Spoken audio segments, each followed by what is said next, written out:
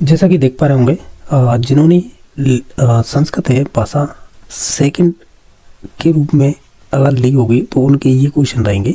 तो इनमें देख लेते हैं किस प्रकार के क्वेश्चन पूछे गए हैं संस्कृत में। हम देखते चलते हैं। जैसे कि देखो, फर्स्ट पेपर मेरा ऑलरेडी करवा रखा है। फर्स्ट पेपर में जो फर्स्ट लैंग्वेज संस्कृत ली थी तो उनके टफ क्वेश्चन थे, लेकिन जो सेकंड लैंग्वेज लिए उनमें सरल क्वेश्चन आए। तो हम देख रहे हैं, पहला क्वेश्चन है 61 नंबर, यह वर्णस्य उच्चारण स्थान पद्धति। यह का उच्चारण स्थान क्या है? इचुआसनम तालु के हिसाब से हो जाएगा, तो ऑप्शन नंबर सी सही हो जाएगा। यानी इचुआसनम तालु ये सूत्र चलता है। मैंने फर्स्ट भाषा संस्कृत ली, उसमें करवाए थे, सभी सूत्र बताए थे, ठीक है। लतुसनम दंता यानी र वर्णस्य उच्चारण स्थान भवति, यानी र का उच्चारण स्थान क्या होगा? तो इसका लतुसनम दंता, तो ऑप्शन नंबर बी सही हो जाएगा। ये कह रहा है ओ स्वरस्य उच्चारण स्थान विद्यते, तो ओ का उच्चारण स्थान क्या होगा? तो इसका हो जाएगा इसमें देखो अ प्लस उ मिला हुआ तब ये ओ बना है, तो अकु विसर्जनी नाम कंटा, तो इसका तो कंठ हो जाएगा।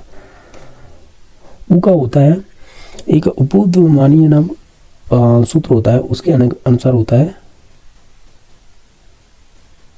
ओष्टम, यानी उष्ट होता है। तो इस प्रकार इसे कंटोष्ट हो जाएगा फिर अगर दोनों को मिलाएंगे तो, ठीक है। कंठ तालु होगा नहीं, दंतोष्टम होगा नहीं, जिह्वा मूलम होगा नहीं, तो ऑप्शन नंबर 1 सही हो जाएगा। आ का कंठ हो जाएगा, उ का उष्ट हो जाएगा, इस प्रकार मिलाएंगे तो कंठोष्टम होगा। जिह्वा मूलम का मैंने ये क्वेश्चन नहीं कराया था, ये इस प्रकार के होते हैं जैसे क ख, तो ये जिह्वा मूलम बोलते हैं इनका उच्चारण स्थान, ठीक है। बाकी 64 नंबर क्वेश्चन है कि ऊष्म वर्ण वर्तते। हालांकि देखा जाए स यानी तीनों तो स और ह ये होते हैं ऊष्म वर्ण, तो ह इसमें दे रखा है, तो ऑप्शन नंबर बी सही हो जाएगा। ये कह रहा है नदी शब्द से द्वितीय विभक्ति बहुवचन रूपम भवति, तो ये नदी हो जाएगा, ऑप्शन नंबर कह सकते हैं सी सही हो जाएगा इसका। हालांकि इसमें और भी चीज़ें दे रखी हैं, उनका देखा जाए तो जैसे कि नद्या कहाँ पे बनेगा? ये वाला ये बनेगा तृतीय विभक्ति एक वचन में, ठीक है। बाकी नदीन किस में बनेगा? ये बनेगा आपका नदीन, ये किसी में बनता ही नहीं है, ठीक है।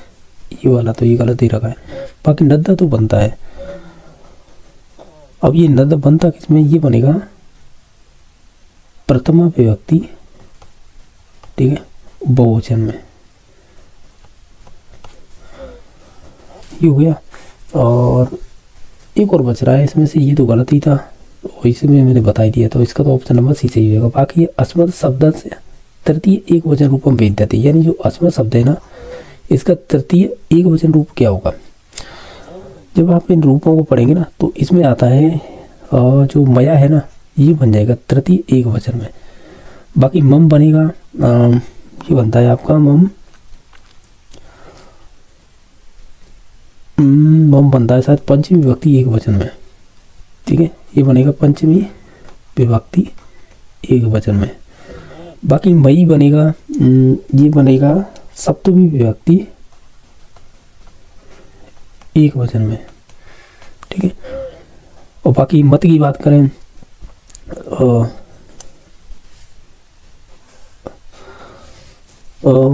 मती की मत मत मत मत किस में बनेगा?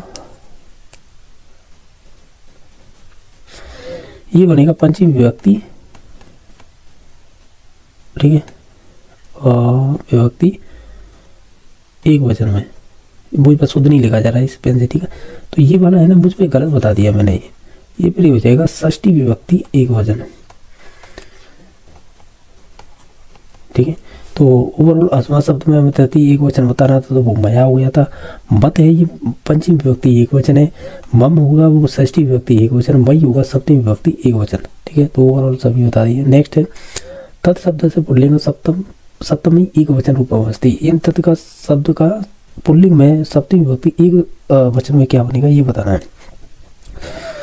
तो इसका बनेगा तस्मिन, ऑप्शन नंबर सी सही हो जाएगा। बाकी ये ऑप्शन दे रखे हैं जैसे कि तस्मई दे रखा है, इसे ही बता देते हैं। ये बनेगा आपका चतुर्थी विभक्ति एक वचन में। बाकी तस् से बनेगा ये वाला बनेगा ये पंच षष्ठी में, षष्ठी एक वचन में, ठीक है। बाकी तस् में होगा तस्याम बनेगा, ये किस में बनेगा तस्याम,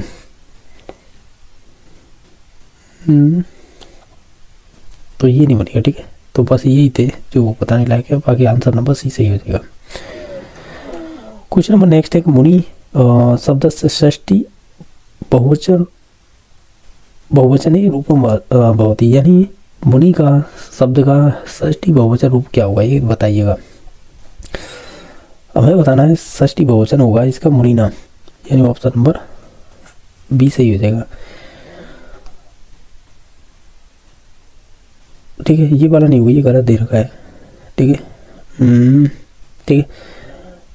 मुनीसु एक शुद्ध दे रखा है, तो ये बन जाएगा आपकी सप्तमी विभक्ति, ठीक है, और एक वचन में, ठीक है। ये मुनि में बनता नहीं है, बनता है, ये गलत नहीं है, सही है, क्योंकि जब आप द्वितीय बहुवचन देखेंगे ना उसमें बनता है ये, किसमें ये बनेगा द्वितीय बहुवचन में, ठीक है। जो नहीं बनेगा तो वो एक नंबर ऑप्शन था, हालांकि इसका राइट आंसर तो था बी नंबर, लेकिन मैंने इसका बताया कि मुनि बनेगा द्वि विभक्ति बहुवचन में या द्वितीय बहुवचन में, और मुनीसु बनेगा सप्तमी विभक्ति एक वचन है। अरे सप्तमी विभक्ति एक वचन में नहीं होगा, ये बहुवचन में होगा यार, मुनीसु तो यार गलती बहुत हो रही है आज। नेक्स्ट है कि ये कह रहा है दा धातु,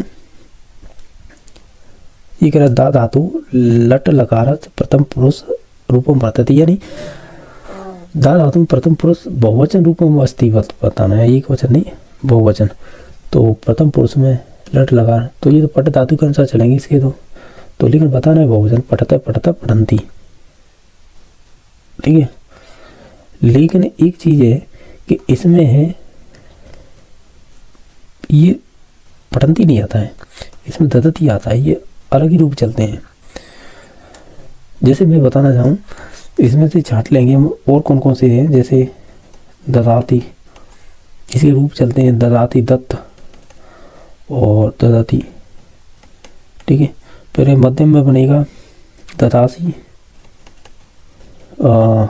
दत्त और दत्त, इसके बाद है उत्तम पुरुष में आएगा ददामी और ददद और ये विसर्ग है, ठीक है। इसके बाद आता है ददम, तो हम ये कहेंगे, क्या कहेंगे कि ददंती किसमें है क्या, नहीं है, तो ये तो गलत दे रखा था, दद्य ये वाला है क्या किसी में, ये भी नहीं है। ददामी किसी में दे रखा है, ये दे रखा उत्तम पुरुष एक वचन में, यानी इसमें से दो ही रूप सही थे, एक तो ये वाला था जो सही आंसर था ददती, ये वाला ददती, ये मैंने ददाती लिख दिया है क्या, हालांकि ये तो ददाती ही होगा, सही है। तो ये हमें बहुवचन पूछा था, तो ये वाला था क्वेश्चन, ठीक है, जो पूछा गया था, यानी प्रथम पुरुष बहुवचन में ददती बनता है, जो आंसर था। और एक और रूप दे रखा था उत्तम पुरुष एक वचन का, ये वाला सही, बाकी ये दोनों गलत थे, ठीक है। नेक्स्ट है कृ धातु लट लगा रहा मध्यम पुरुष एक वचन रूपम विद्यते, तो कृ धातु में कौन सा होगा, तो इसमें हो जाएगा करोसी हो जाएगा, यानी ऑप्शन नंबर डी। इसके भी रूप किस प्रकार चलते हैं वो देख लेते हैं। जैसे पहला था प्रथम पुरुष एक वचन में बनेंगे करोती और कुर्ता और कुर्बंती, फिर मध्यम पुरुष में बनेगा करोसी,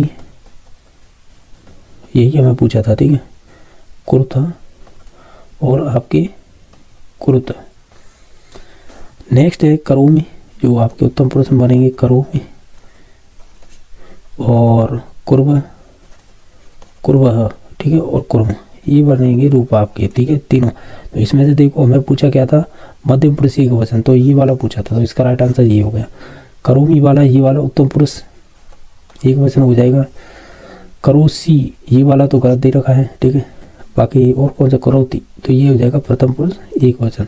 इसमें से ये सही था, ये सही था और ये गलत था, तो इसमें से राइट आंसर तो केवल यही था, लेकिन मैंने और भी रूप बता दिए हैं कि ये किस प्रकार थे। अब आगे पट धातु लंग लकार, यानी लंग का मतलब भूतकाल बताना है। उत्तम पुरुष एक वचन में क्या बनेगा, तो ये तो सिंपल ही है, इसे हम बता सकते हैं अपठतम बनेगा, ठीक है। हालांकि हमें उत्तम पुरुष के सभी मैं बता दूं तो जैसे अपठतम तो हो गया, फिर इसका अपठाव बनेगा और अपठाम बनेगा, ये बनेंगे इसके उत्तम के। ठीक है, और बाकी बात करें जैसे अपठा, ये बनेगा आपका मध्यम पुरुष एक वचन में। ठीक है, अपठन बनेगा ये आपके प्रथम पुरुष बहुवचन में। अपठित बनेगा प्रथम पुरुष एक वचन में। ठीक है, तो ये सभी बताती है। बाकी शिव धातु लट लगा, लट का मतलब होता है भविष्य काल में, इसके क्या बनेंगे ये पूछा है। उत्तम पुरुष बहुवचन में क्या बनेगा लास्ट में जाके, तो इसका बनेगा क्या बनेगा, ये बनेगा शिव श्याम वही, यानी ऑप्शन नंबर सी सही हो जाएगा। ठीक है,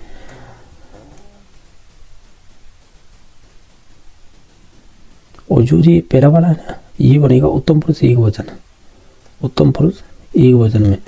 बाकी शिवे श्यंती बनेगा ये बन जाएगा आपका प्रथम पुरुष बहुवचन में। बाकी शिवस्य दुहाई, इसमें ये बनेगा आपका मध्यम पुरुष बहुवचन में। ठीक है, तो इस प्रकार बता दी। नेक्स्ट है ग्रहम फिल द ब्लैंक्स वृक्षा संति, रेगिस्तान पूरे थे।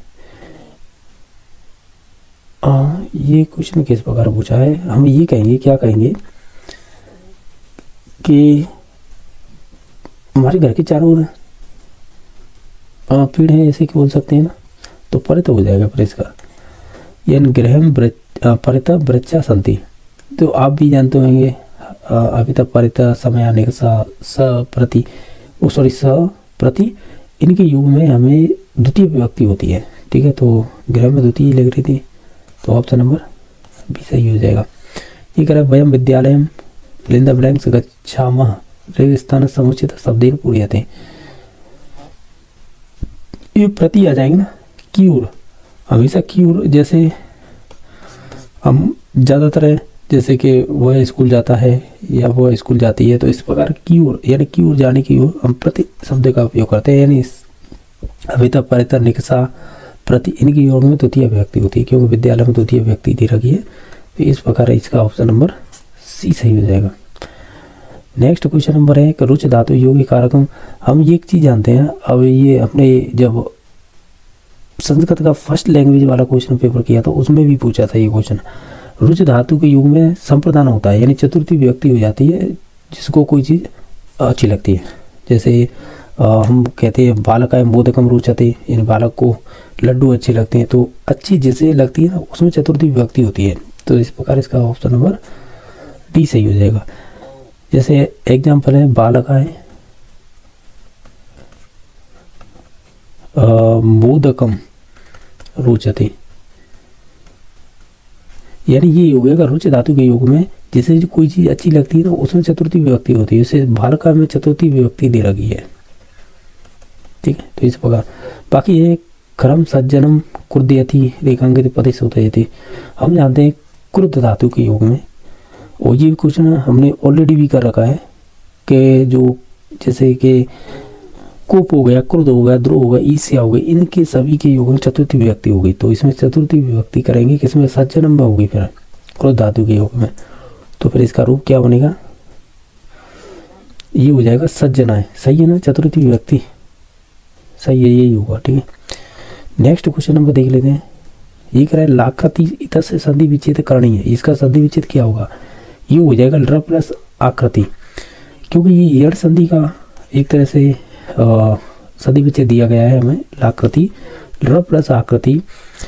अब ई को यड़ चाहिए सूत्र होता है यड़ संधि में संस्कृत में, जैसे ई छोटी बड़ी है, छोटो बड़ो है, या री है तथा र के बाद में कोई स्वर आता है तो उनके स्थान पर क्या होता है, य र ल व, य र ल व, या य व र ल कह सकते हैं, य र ल व, ये चेंज हो जाते हैं उनके स्थान पर। ठीक है, तो इसी प्रकार ल प्लस आकृति, तो ये लाकृति हो जाएगा। तो इस प्रकार इसका ऑप्शन नंबर बी सही हो जाएगा। भगवती का से संधि उदाहरण, यानी भगवती की संधि का उदाहरण है। हालांकि देखा जाए तो इन्हें देखने से ही बनना होगा कि ये यहाँ पे अयादि संधि होगी, ये स्वर संधि का उदाहरण होता है। अगर देखें क्या देखें इसका एक संस्कृत में सूत्र चलता है ईचो या वायाव, ठीक है, ईचो या वा याव। इसमें यही होता है जैसे हिंदी में पढ़ते हैं ना, ई का या हो जाता है, ऊ का वा हो जाता है, उस प्रकार है, ठीक है। तो इसमें देख लीजिएगा भवती में किस प्रकार हुआ हुआ, भो प्लस अति हुआ होगा, कैसे, इस भ को अलग कर लें, ऊ का क्या हो गया, वह हो गया, वह हो गया ऊ की जगह पे, ठीक है, ये अलंत होगा तो क्या होगा, भवती।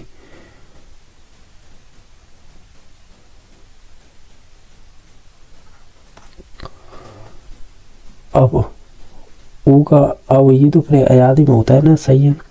ऊ का अब हो गया, ये बहता, ये अलंत था, बाद में अति थी, ठीक है। तो इसमें अ मिल जाएगा तो ये वह हो जाएगा, इसमें अ मिल जाएगा ये वह हो जाएगा, इस प्रकार ये भवती बन जाएगा। वो प्लस अति का ऊ का अब हो गया, इस प्रकार हमने जब मिलाया था भवती बना था, इस प्रकार बनेगा ये। तो ये किसका उदाहरण था, अयादि संधि का उदाहरण था, ठीक है। बाकी नेक्स्ट है बधूत्सव अस्य संधि विच्छेद विद्यते, यानी बधूत्सव का संधि विच्छेद क्या होगा, इसका वो बधू प्लस उत्सव होगा। अब बधू प्लस उत्सव ये वाला होगा, ठीक है, उत्सव इस प्रकार का शब्द होता है। तो ये कौन सी हो जाएगी, छोटो बड़ा ऊ और छोटो ऊ मिलकर बड़ा ऊ बना रहे हैं, तो इसका मतलब हो गया ये आपकी दीर्घ संधि हो गई, ये दीर्घ संधि का उदाहरण हो जाएगा। तो ऑप्शन नंबर डी सही हो जाएगा। नेक्स्ट देख लेते हैं क्वेश्चन नंबर,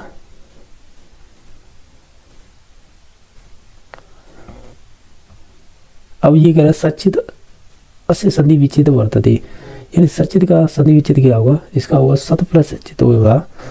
ये जब आप संस्कृत में पढ़ेंगे ना, क्या पढ़ेंगे, एक सूत्र चलता है संधि में, इस्तु नाचू, यानी स या त वर्ग से पहले या बाद में स या च वर्ग का कोई भी बड़ा है तो उस स को, यानी जो सड़क वाला स है ना, उस शरीर वाले स है, और त वर्ग को च वर्ग हो जाता है, इस प्रकार का ये नियम होता है, ठीक है। तो ऑप्शन नंबर ए सही होगा, सत प्लस चित, इस प्रकार सचित बनेगा। संस्कृत समास कतिविध, यानी संस्कृत में कितने समास होते हैं, तो वो 5 होते हैं। अब 5 कौन कौन से होते हैं मैं नाम बता देता हूँ। जैसे कि एक तो केवल समास होता है, ठीक है, और कौन से होते हैं, 2 नंबर पे लें तो और कौन सा हो जाएगा, अव्ययीभाव हो जाएगा। 3 नंबर पे कौन सा हो जाएगा, 3 नंबर पे हो जाएगा तत्पुरुष समास। 4 नंबर पे लेंगे तो द्विगु ले लीजिएगा, और 5 नंबर पे हो जाएगा बहुब्रीहि। तो इस प्रकार ये आपके 5 समास हो जाएंगे, ठीक है, तो पंचविध हो जाएंगे। नेक्स्ट है ग्रहगत उदाहरण विदम विद्यते, यानी ये किस समास बता रहे हैं, ग्रह को आगत। अगर हिंदी में देखें तो ग्रह को गत मतलब ग्रह को आगत, क्या ग्रह को आगत होगा, गृहमगत, यानी घर की ओर गया या घर की ओर गया, इसी प्रकार बनेगा, ठीक है, गृहमगत गता, ठीक है। तो इसमें क्या हो जाएगा, ये तत्व समास हो जाएगा, ग्रह की ओर करना या ग्रह को गया, ठीक है, कर्म तत्व समास हो जाएगा। ऑप्शन नंबर ए सही हो जाएगा। नेक्स्ट है हरिच हरिच, यानी हरिच हरच इत्यादि से समस्त पदम वर्तते हैं, तो ये हरे हो जाएगा, यानी हम ये कहेंगे, क्या कहेंगे, हरे हो जाएगा। हम ये कह सकते हैं कि इसमें जो समास होगा ना वो इतरेतर द्वंद्व समास हो जाएगा, इसमें दोनों पद प्रधान होते हैं ना, तो इस वजह से इतरेतर। तो ऑप्शन नंबर सी सही होगा। बाकी चंद्रशेखर पदस्या से विग्रह करणी, यानी चंद्रशेखर का हमें एक तरह से पद का समास विग्रह ही करना है, तो हम ये कहेंगे चंद्रशेखर यस्य स, यानी इसमें बहुब्रीहि समास हो जाएगा, जो अन्य अर्थ प्रदान करता है ना उस प्रकार का। तो ऑप्शन नंबर इसका बी सही हो जाएगा। नेक्स्ट है ये कह रहा है दान प्लस इत्यर्थ प्रत्ययुक्तम पदम भवति, यानी इसका आपको प्रत्यय मिला के बताइएगा शब्द क्या बनेगा, ये पूछा है। तो इसमें बनेगा दंत नहीं। एक चीज ध्यान रखना, जो या तो आप इसे कत बोल लीजिएगा या इसे इत प्रत्यय बोलते हैं वैसे, ठीक है। इत प्रत्यय में त शेष रहता है, पहली बात, ठीक है। और ये हमेशा ही कर्मवाची या भाववाची में प्रयुक्त होता है, ठीक है। यानी ये एक तरह से भूतकाल में भी यूज होता है इसका। तो इसमें से कौन सा शब्द बनेगा, ये बनेगा दत्त, यानी ऑप्शन नंबर सी सही हो जाएगा। पचनीय इत्यत्र प्रकृति प्रत्यय कौ, यानी जो पचनीय में कौन सा प्रत्यय होगा, तो पच, अब इसमें ये भी देखना पड़ेगा, पच तो धातु हो जाएगी, अनियर प्रत्यय हो जाएगा। अनियर होता है वो चाहिए अर्थ में होता है, मैंने बताया था। इसमें अनिय शेष बचता है, अनिय शेष बचेगा प्रत्यय में, ठीक है। तो पचनीय तो ऑप्शन नंबर एक ही सही हो जाएगा, ठीक है। और ये चाहिए, यानी चाहिए अर्थ में होता है, ठीक है। नेक्स्ट देख लेते हैं, ये कह रहा है नम प्लस तुमुन प्रत्यय युक्त पदम किम, तुमुन में तुम शेष रहता है, एक तो ये पहचान होती है इसकी, और के लिए अर्थ में होता है, और तुम शेष बचता है, तो नन तुम बन जाएगा ना इसका, तो ऑप्शन नंबर फिर सी सही हो जाएगा। नेक्स्ट है दरिद्र को दान दिया, इतर से संस्कृत अनुवाद करनी है। और दान देने के रूप में हमेशा ध्यान रखना चतुर्थी विभक्ति होती है, ये हमने ऑलरेडी क्वेश्चन किया हुआ है। तो इस पर अगर हमें संस्कृत में अनुवाद करना है तो ये हो जाएगा, इस दरिद्र में चतुर्थी विभक्ति हो जाएगी, दरिद्र है, तो इन दोनों में दे रखा है, इसमें लेकिन इसमें ददामी है, ददामी नहीं होगा, ददाती होगा, तो ऑप्शन नंबर सी सही हो जाएगा। नेक्स्ट है, ये कह रहा है कि पिता पुत्र के साथ गया, के साथ गया ना, अब एक चीज़ होगा, सह के युग में तृतीय विभक्ति होती है, ये हम ऑलरेडी कर चुके हैं, ये क्वेश्चन जो फर्स्ट लैंग्वेज में भी पूछा था। तो हम ये कहेंगे पिता पुत्रेण स अगच्छत, क्योंकि ये पास्ट टेंस है, यानी पास्ट मीन्स भूतकाल है, तो भूतकाल की क्रिया आएगी, तो अगच्छत, तो ऑप्शन नंबर बी सही हो जाएगा। नेक्स्ट है मेरा नाम गोपाल है, अस्य संस्कृत अनुवाद विधि है, इसका संस्कृत अनुवाद कीजिएगा, क्या होगा, तो मम नाम गोपाल हो जाएगा, तो ऑप्शन नंबर ए सही हो जाएगा। हालांकि सभी क्वेश्चन को करने की कोशिश की, कोई गलती हुई है तो कमेंट में बता देना, ठीक है।